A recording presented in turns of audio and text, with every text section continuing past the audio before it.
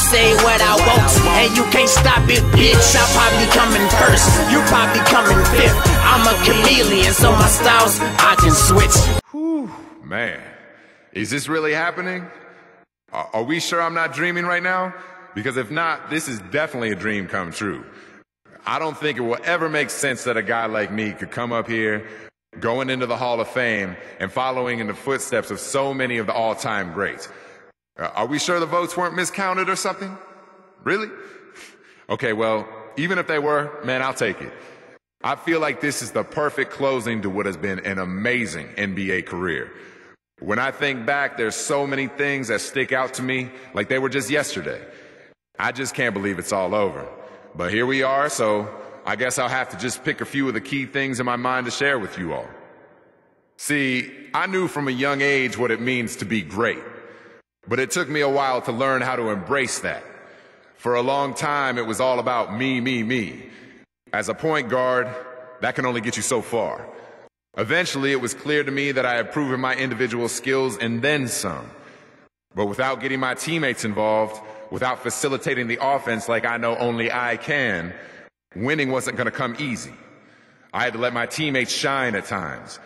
I had to share the spotlight that I craved so much. So I started to pick my spots. I let them take over on occasion. But when the critical moments arrived, that was my time. I didn't care anymore how I did leading up to those situations, as long as the team was in position to win. But when crunch time rolled around, I was the one who determined if we would sink or swim. I thrive on that kind of pressure. Always have, always will. I spent the early part of my time in this league just trying to learn the ropes. As a point guard, it usually fell on me to run the offense. From the beginning, a lot of the time, it just felt like I was just out there directing traffic. But after a while, a few things started to sink in. Really quickly, I realized that it wasn't all about me. It was my job to look at the other team and figure out how to facilitate things on offense so that we could be as effective as possible. Pretty soon, it didn't feel so much like directing traffic, but more like conducting an orchestra. Basketball is a lot like music when you think about it. There's a fluid quality to it that you can't understand unless you're right there in the middle of everything like I was for so many years. There's a lot of pressure that comes with being a point guard in the NBA. It might not seem evident to the casual fan, but a lot of the onus on offense falls squarely on your shoulders. If the team's doing well and the offense is running smoothly, then no one notices all the hard work and effort you had to put in to make that happen. But one bad stretch, one extended slump, and suddenly everything is all your fault. To be honest, that level of judgment surprised me early on in my career.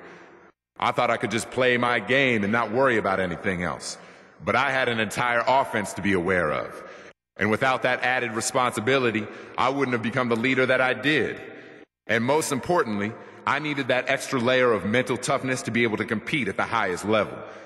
To say that I did that, and that I was able to call myself an NBA champion, that made all the hard work, all the pressure, all the responsibility 100% worth it.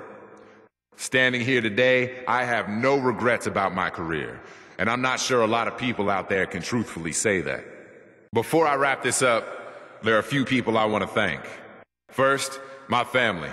Having them here with me tonight means the world to me, and I hope I've done them proud. Mama, that especially means you. You taught me how to be a good person and how to conduct myself in life. And I've tried to pass that on to my own kids and the people around me. And Pops, people talk to me quite a bit about being a role model, and I tell them every single time that they shouldn't be looking at me. They should find someone that's part of their day-to-day life and look up to them the way I did with you every step of the way. And finally, I can't go without mentioning all the great teammates I had over the years. Playing with all you guys and learning the game under a great teacher like Coach was a real pleasure. So thank you, everyone.